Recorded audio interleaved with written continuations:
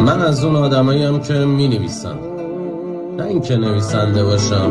می‌نویسم، حرفامو می‌نویسم، اما یه سری چیزا رو نمیشه نوشت، مثل چیزی بین بغض و عشق که تو میبینی ولی بقیه نباید ببیننش، چون چیزی که تو از تو میبینی آبیه ولی وقتی مینویسیش قرمز میشه.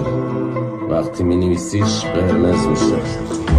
میدونی تو این شهر تاریک کاره میشه بعضی وقتا بد بگاهی کاره، تو بدنت هرچی درد داری میفهمم، میخوای طبیعت و بد بگاهی، میبینی که خنده تو فیس زردمانی، فقط یه سری دلخوشی سردهانی، انگاری که خوردیم به خشم تاریخ، آخه ته عشقی فقط عشق مریخ.